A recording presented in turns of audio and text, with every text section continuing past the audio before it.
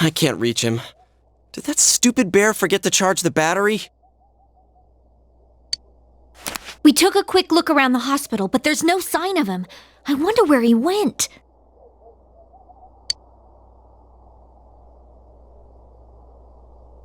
Oh, it's snow. Hey, you're right. Wow, it's been a while since I last saw real snow. It doesn't look that pretty, though, because of this fog.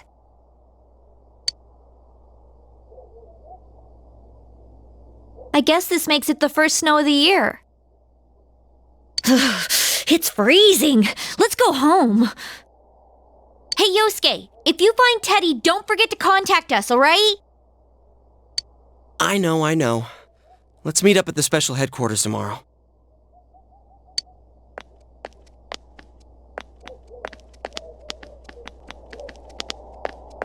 Man, that Ted. I hope he just went back home by himself. He's probably fine, but I'll hurry home just in case. Well, see you tomorrow.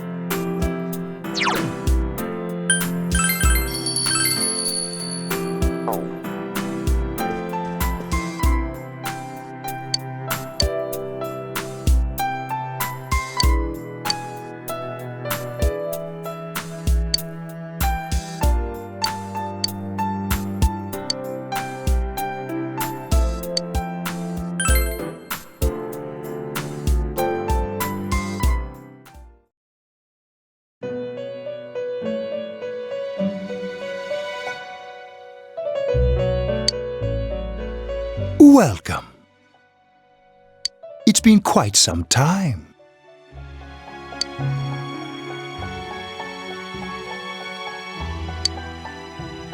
Do not be alarmed. You are fast asleep in the real world. I have summoned you within your dreams. Now then, your journey has taken you quite a distance thus far. Do you believe you'll be able to successfully solve this mystery?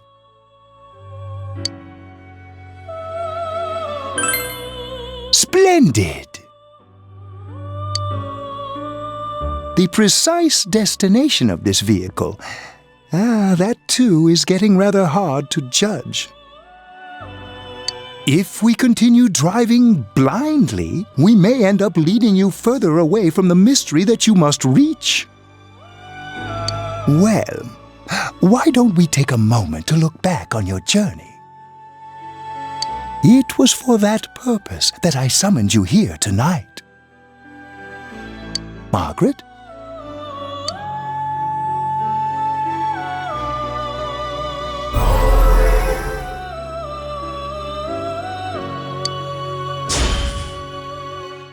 Yeah, well, I quit pretending.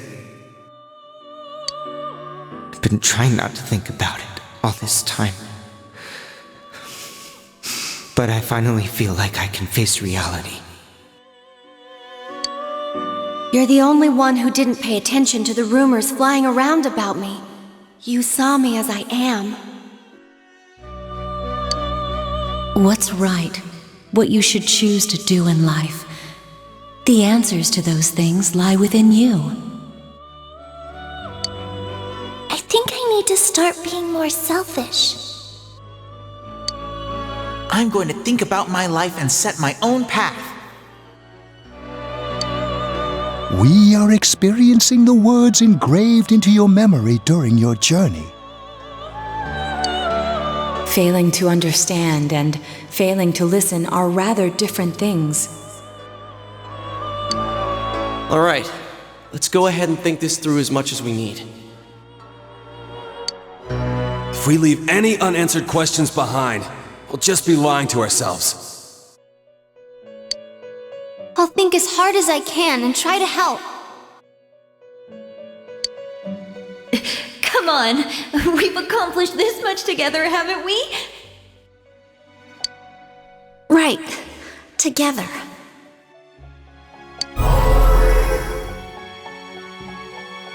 And it seems you have comrades with you as well, those heading in the same direction through this dense fog.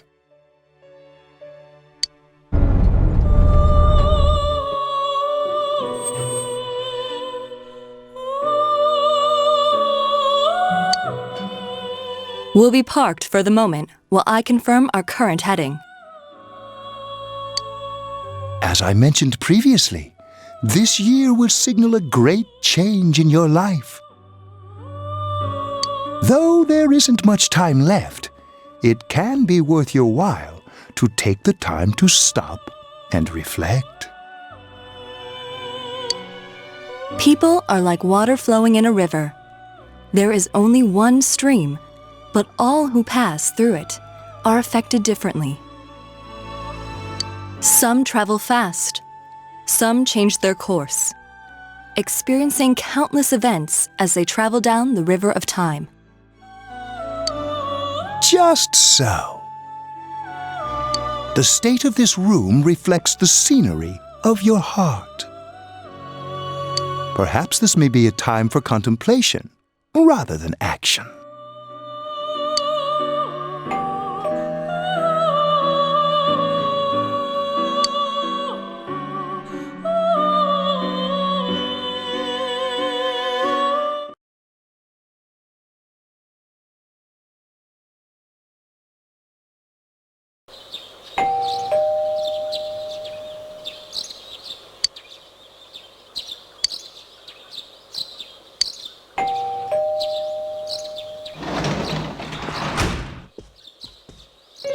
Teddy's missing.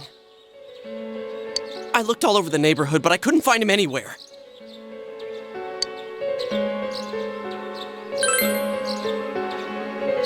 Yeah, me too. He was acting all weird lately. Rise and the others are checking inside the TV to see if he's gone back to the other side.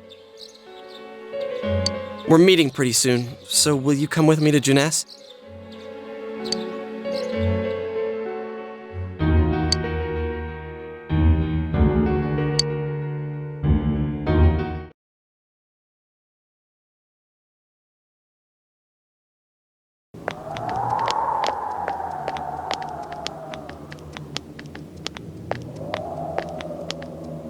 It's no use, man. We can't find him. luck for me either. I didn't sense anything over there. The fog's so dense it might be affecting my readings. I wish I could do better. I'm sorry. That Ted. Don't tell me he really went back to his world this time. We told him over and over that he could stay here.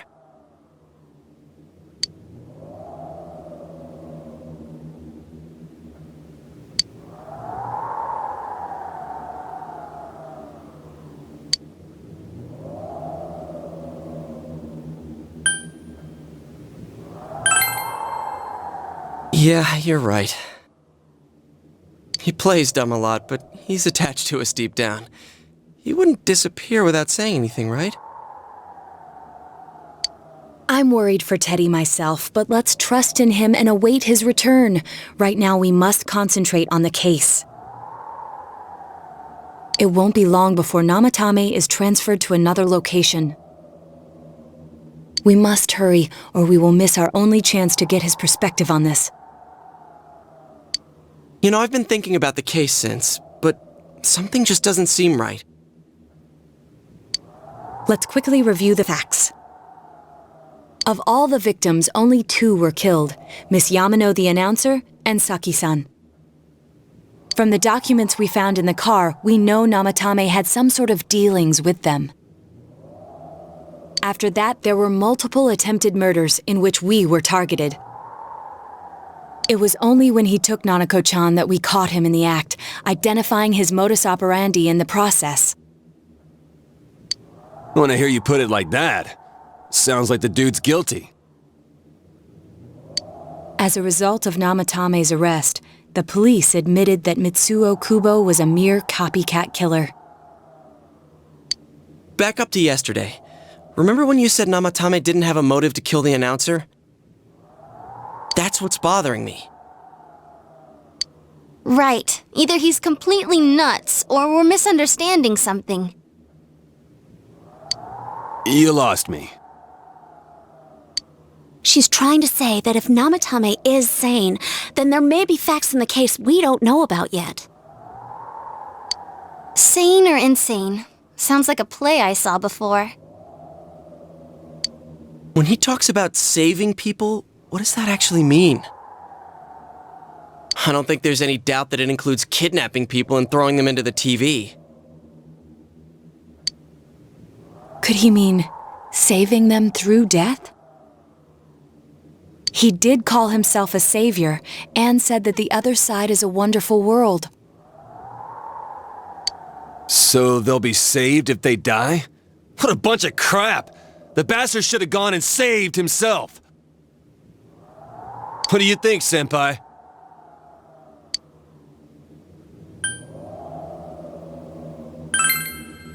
If you think about it normally, it's gotta be him.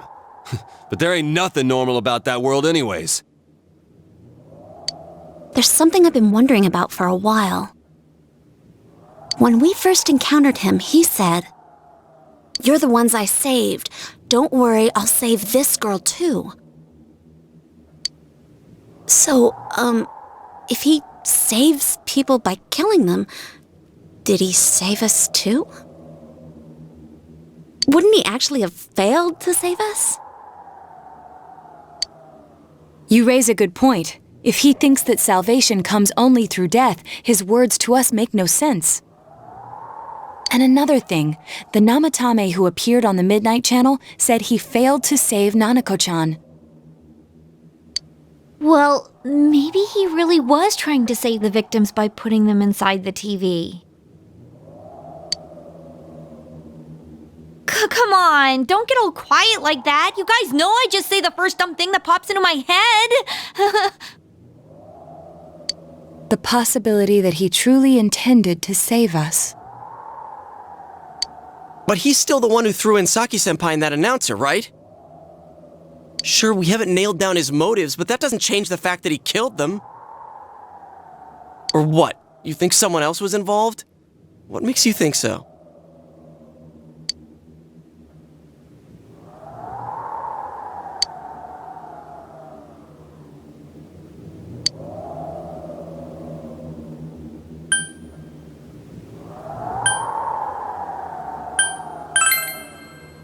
Her alibi? Wasn't it airtight right from the beginning? How could she kidnap people and throw them into TVs if she's out of the country?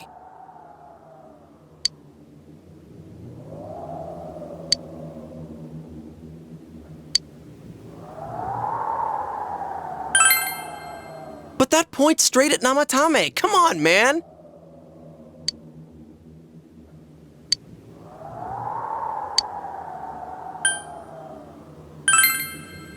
So you're saying Mitsuo did it? Dude, if Mitsuo was the original killer, why the hell did he do such a half-assed job of copying himself later? Come on, we all agreed that his confession was a fake. He didn't do all that stuff. You gotta think things through before you open your mouth, man.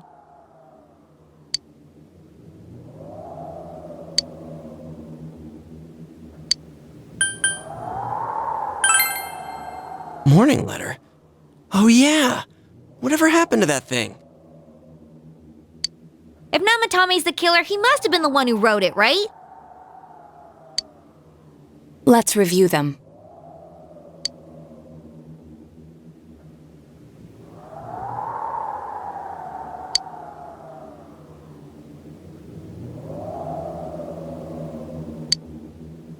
Yes, that's right. Isn't that kinda odd? Would someone who thinks he's saving people by killing them write stuff like, don't rescue or kill? Yeah, and the will be put in and killed part doesn't make sense either. If the killer was writing it, wouldn't it be more like, I'll put in and kill? Hey, could this mean...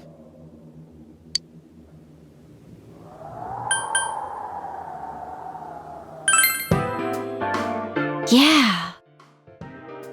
It's almost like someone else wrote this letter. But only the killer would write such a letter and deliver it to Dojima-san's house, right?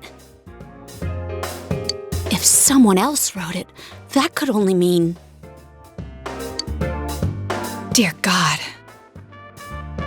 Since this is such an unusual case, I was absolutely convinced that other than the Kubo incident, there was one culprit. So Namatame really was trying to save his victims? Everything is exactly the opposite of what it first seemed. In Namatame's parlance, failing would have been the first two cases when the victims died. If he had used his method twice and failed both times, he would hardly have continued using the TV, and yet he did. It all seems to suggest that someone else wrote this warning letter while observing the entire case. Someone else? Then... it wasn't Namatame that killed Saki-senpai and the announcer? We can't say for certain yet. We urgently need to speak with Namatame face to face.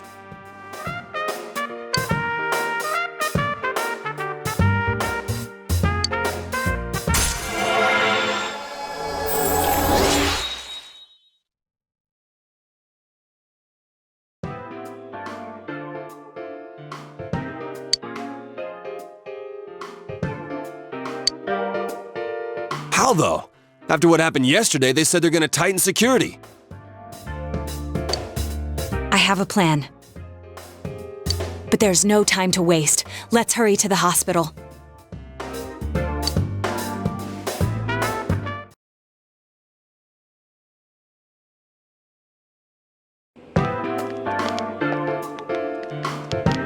Hey, this place is off limits. I'm a consultant with the police. I'd like a few words with Namatame-san. May I go in? This is Unit 252, requesting confirmation on an ID. Name of Naoto Shirogane. Huh? Ah, understood. I see.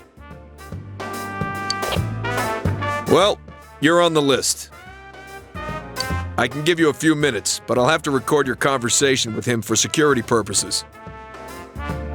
Not that I expect you'll get anything coherent out of the guy.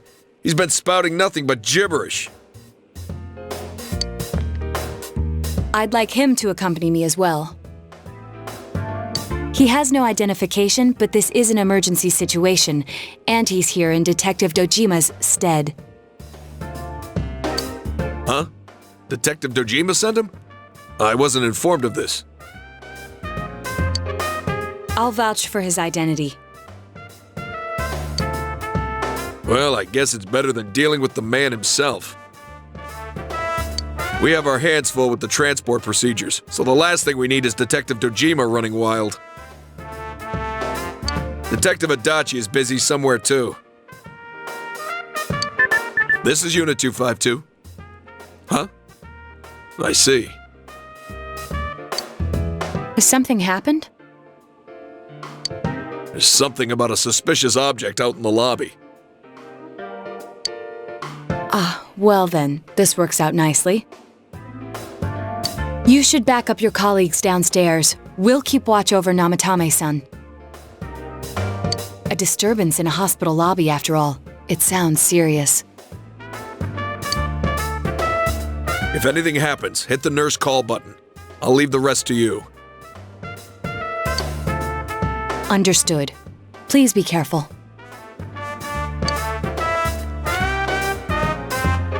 I knew they were undermanned, but I didn't expect it to go this smoothly.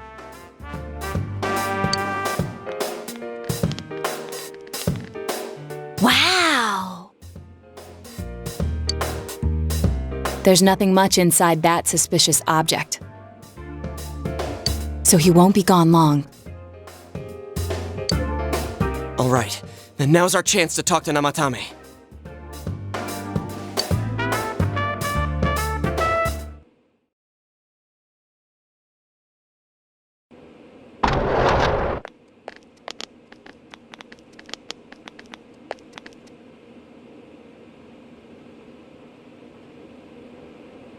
Namatame-san, there's something we'd like to ask you.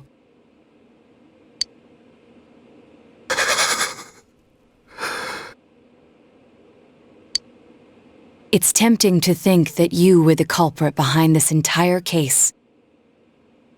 And to be honest, there are many in this town who hope you are. But we are here to learn the truth. So please, answer our questions. Huh?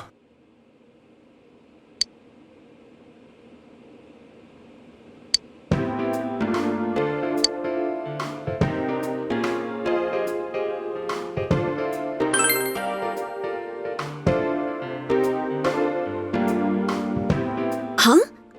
Me?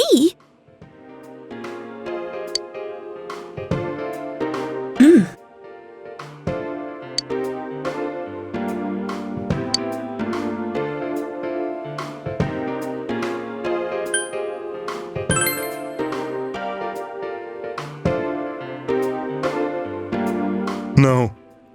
If nobody saves them, they'll be killed. That's why I put them in there.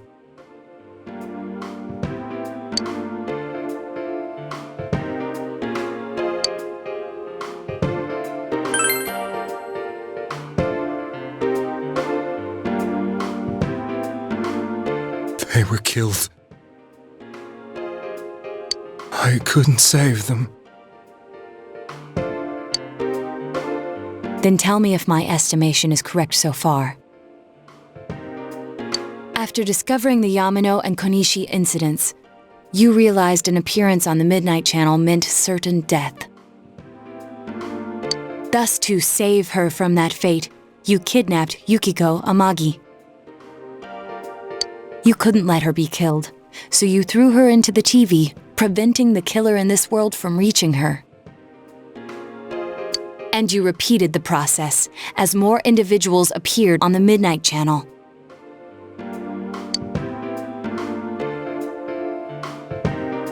It all falls into place.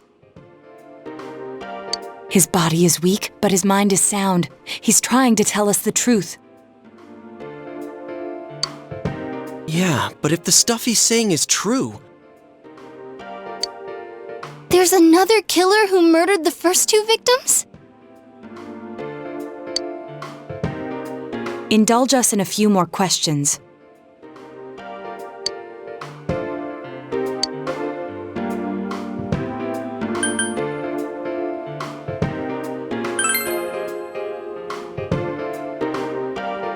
I didn't know. I never thought it would be that kind of place.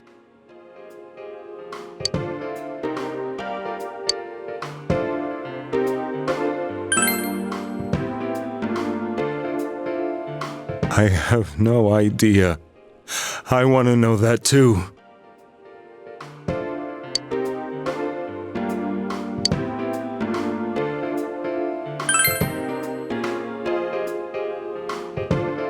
What are you talking about? As I thought.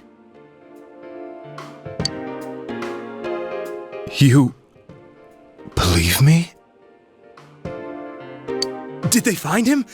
Did they find the one who did such cruel things? Mayumi. Please calm down. Our ability to find the culprit rests on you. We know about the other world.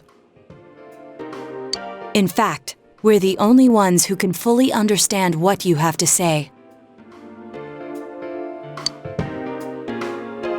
Only you? We did blame you for everything at first. But now I think we can accept whatever you got to tell us as truth. Please. Tell us everything you can, calmly and slowly. You're willing to listen? Do my story?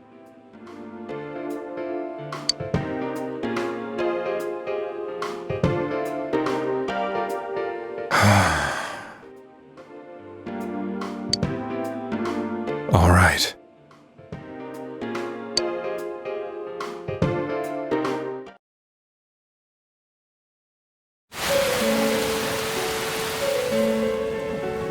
Soon after my affair with Mayumi became common knowledge, I returned to my parents' home, as if to run away from the scandal. And I started drinking heavily to drown my anxieties. I hadn't been able to reach Mayumi at all, and that didn't help either. Mayumi, where are you? She'd been disgraced on all the afternoon shows and forced to resign from the program she was on. I caused her so much trouble. I wanted to at least apologize to her, but I couldn't even do that. I lost the will and energy to do anything.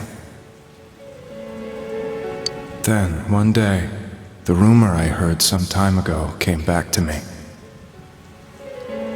Since I had nothing better to do, I sat down blankly in front of the TV and watched my own reflection.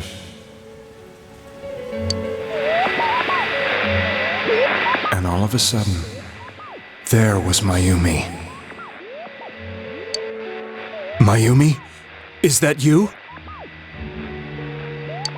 The Mayumi inside the TV looked as if she was calling to me for help. Mayumi? Mayumi! When I reached out unthinkingly to touch her, my arm disappeared into the TV, as if I had dipped it into a pool of water. I was so shocked that I lost my balance and nearly fell face first into the TV.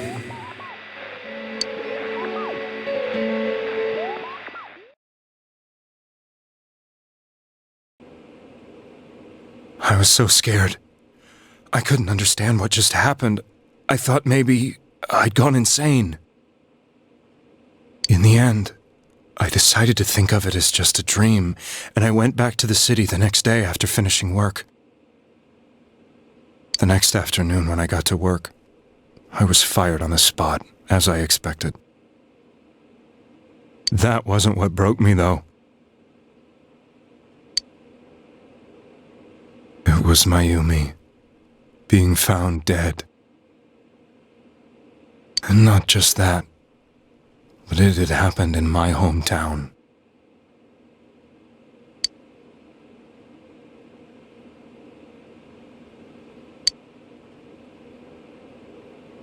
I was dumbstruck. But later on, I remembered the image of Mayumi I'd seen that night. Was it not a dream? Could it really have been an SOS from Mayumi? I hadn't touched another TV because the first time was so terrifying, but I decided to try it again. And I confirmed that none of it was a dream. So that image, was it something Mayumi showed me, calling for help? That's how I felt. And eventually, you learned of the Midnight Channel. I remembered that when Mayumi was alive, she was chasing a rumor about some bizarre TV program. I'd heard about it before, but I thought it was just an urban legend. But then Mayumi appeared on it, and later turned up dead. The more I thought about it, the harder it became to believe that the two events were unrelated. Soon after that, I came back to Inaba to answer the police's questions. I'd lost my job, and I wanted to know the truth of Mayumi's death for myself. Then, on another rainy night, someone else appeared on the Midnight Channel. It was a girl. She looked like she was calling for help, just like Mayumi. The first thing that came into my mind was, maybe this girl will be the next to die. And that was Saki-senpai. I'd been following all the news about Mayumi, so I noticed right away that she was the girl who found Mayumi's body. And if my hunch was right, she'd be the next victim. I didn't want her to die the way Mayumi did. So I desperately kept watching. I was consumed with the idea of rescuing her. Then, little by little, her image on the screen came into sharper focus. It became sharper? How did you find out it was her? After I came back, my father couldn't bear to see me in such low spirits, and gave me a job with the family business. I met that girl when I delivered a package to the liquor store.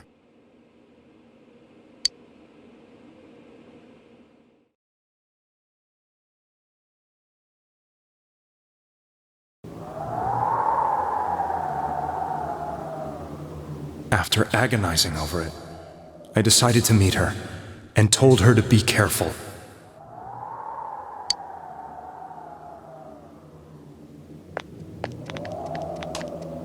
But that same night, on the TV,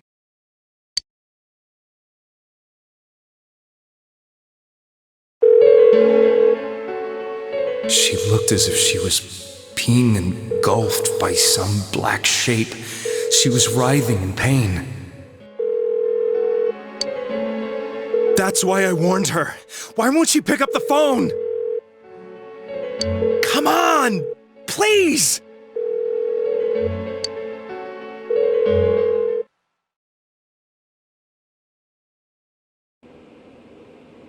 The next day, they found her dead.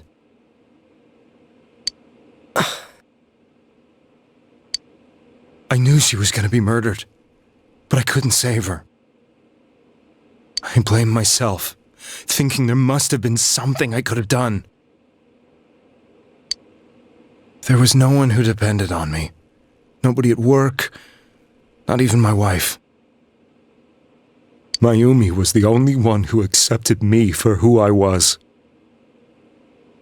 But she was murdered, and the same person killed another girl. I was beside myself. I couldn't forgive myself for doing nothing. You really did love Miss Yamano. Yes, from the bottom of my heart. Before I was married, my wife made it big in show business. I was happy for her, but it put a strain on our relationship. I think I can kind of relate. It was around that time when I met Mayumi. She was interviewing our candidate for the next election. She was a big-name announcer, but she only worked with local stations, and her attitude towards work was similar to mine. We both came from Inaba, so she was easy to talk to. I knew it was wrong, but I couldn't help getting intimate with her. She gave meaning to my life. Soon after Saki-san was found dead, yet another girl appeared on TV. That was you.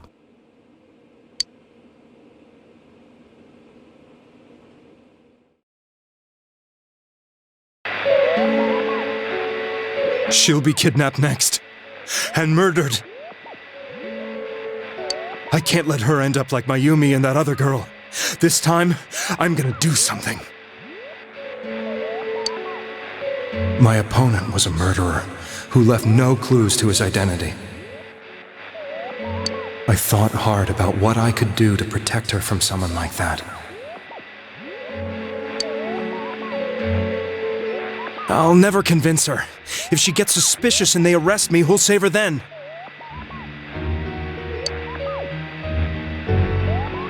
The girl inside the TV looked as if she was smiling at me. And that's when it hit me. I apparently had the power to go through the TV screen to the other side. Then, what if I put her into the TV and give her shelter there before the killer gets her? What are you trying to tell me? That it's safe over there? Is that it? The girl inside the TV seemed to smile at me again. And I thought, no matter what kind of place it might be, it's better than being slaughtered. Once things calmed down, I could just let her out again. If she's inside the TV, there's no way they can find her. It felt as if everything was starting to come together in my mind. Could it be that Mayumi gave me that power to prevent any more victims from meeting her fate? Was it my mission to save people? But there was a big problem. If I explained the situation to the victim, they wouldn't understand. I had already tried that and failed miserably. It seemed the only thing I could do was to take them away.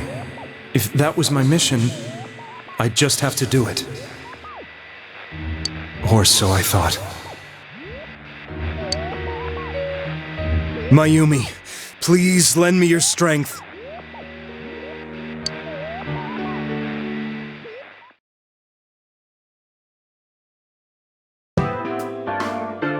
So, since you thought people who appeared on the Midnight Channel would be killed, you kidnapped us in order to save us.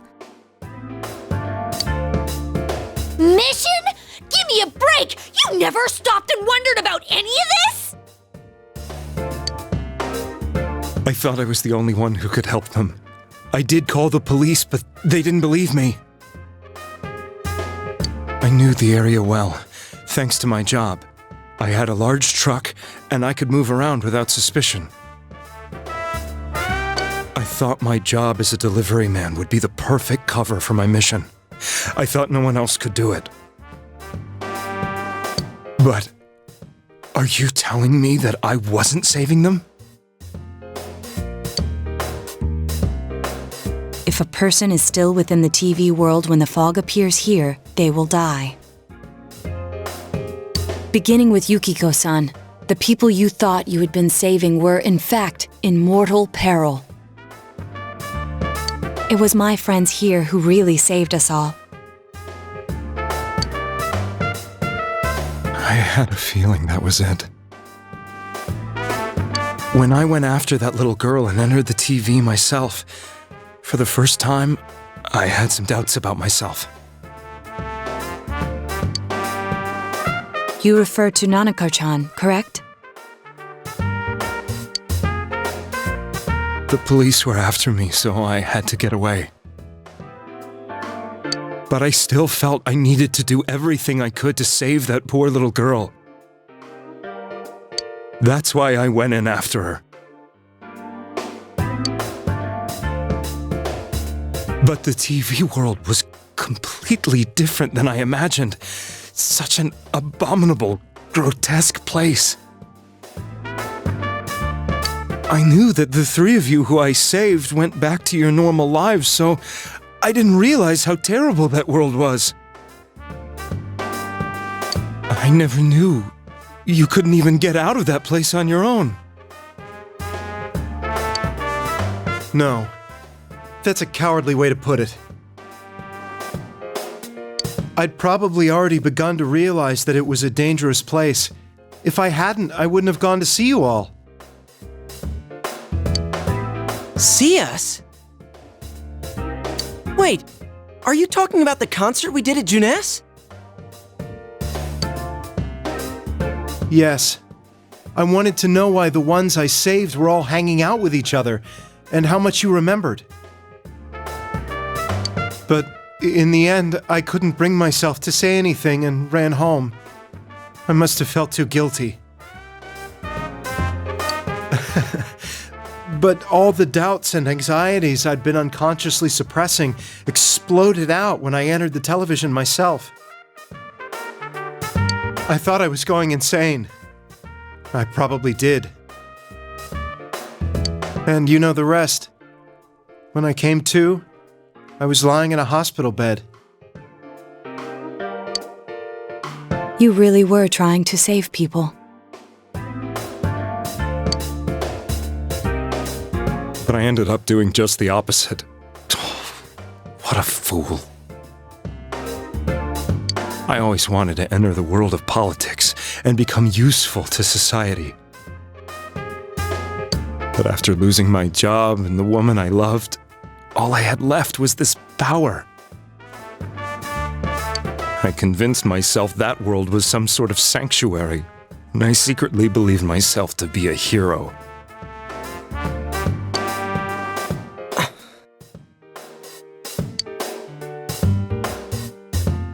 I never doubted what I saw on TV, and believed everything was as I wanted it to be.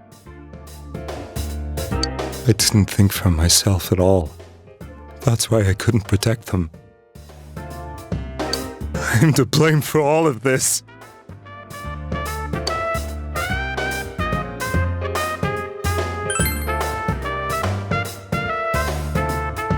I suppose so. But the things I've done are too serious to be brushed aside like that. I have no intentions of running away from my crimes. I'm prepared to face the consequences. Kidnapping is already a serious crime, and on top of that, I put all those lives in danger. I'm sorry. The Midnight Channel and the other world, you can hardly be blamed for failing to understand them properly. We must apologize to you as well. Had we let our emotions blind us to the truth, we would have piled all the responsibility on you. I guess from your point of view, people did stop dying once you started saving people. The more you did it, the more you really believed you were preventing their deaths. I'm such a joke. I'm sorry. I'm getting a little tired.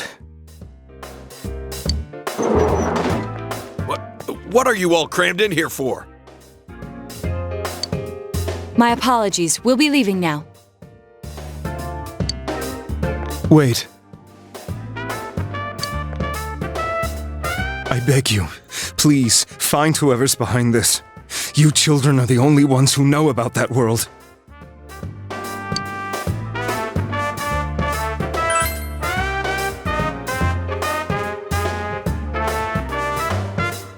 It's all clear now. He never committed any murders.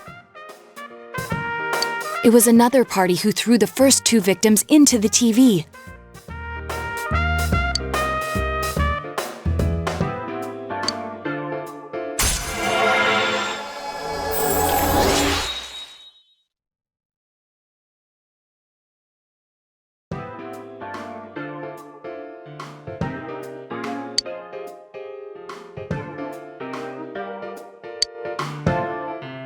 Now get out of here!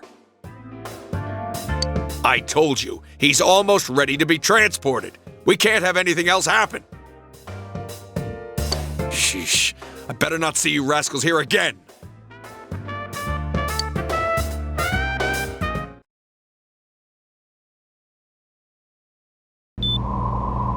Nanako-chan looks like she's in pain. She's fighting for dear life.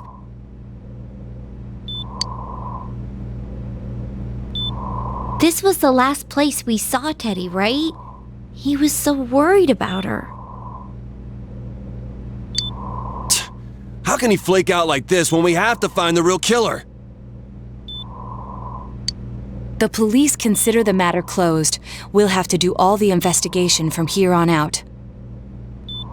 Let's revisit Saki-san and Miss Yamano's incidents and see if we can turn up fresh details. But it's been over 6 months. Wouldn't the trail be cold by now? I know, but we can't give up. We're the only ones who understand what's really going on. And you never know. People might remember some things now because they've had so much time to think about it. Let's split up and talk to people all over town tomorrow. We'll meet up in the evening to discuss our findings. I hope we can find out something about Teddy, too.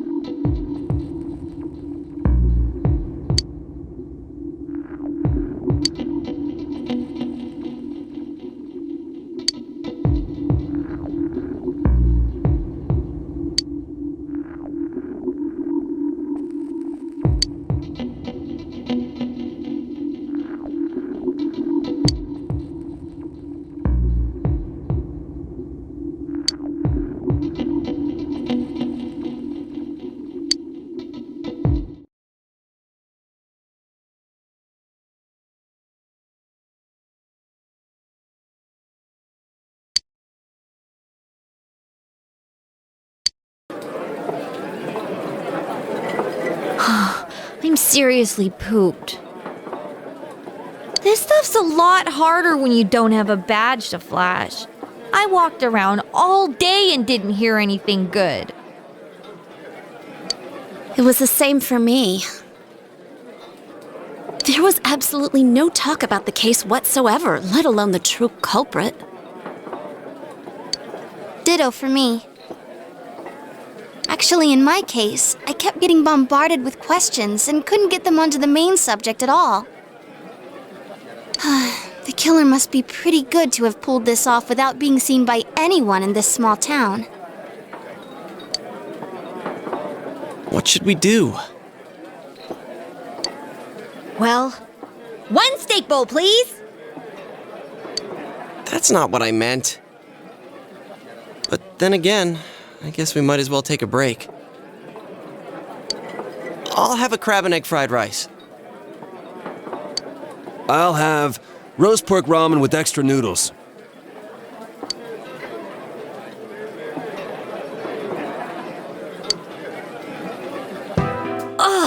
Now that our tummies are full, let's share what we learned, even if it wasn't much.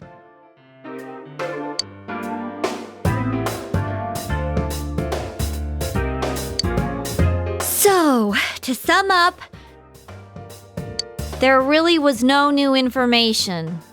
The end?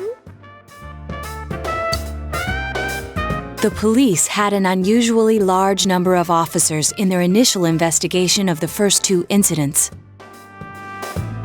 To find facts that even they overlooked would be difficult indeed, now that over half a year has passed. There wasn't a single report of suspicious persons being witnessed to begin with. Miss Yamano had ardent fans, whereas Saki-san didn't, but otherwise the conditions are the same. You know, every time I tried to ask about the case, everyone ignored me and kept ranting about the damn fog. Yeah, that or the Midnight Channel. I asked around about Teddy too, but no one's seen him. Gee, I wonder where he could have gone. Do you have anything, Naoto? Any new, deductions?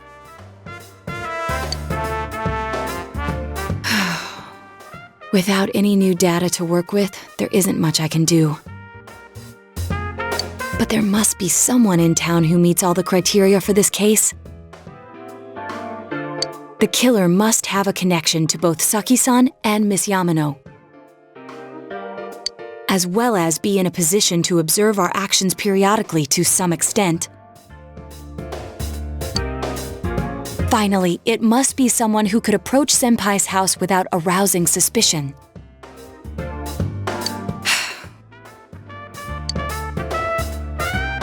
I need some fresh air before I give it more thought. I'll be outside.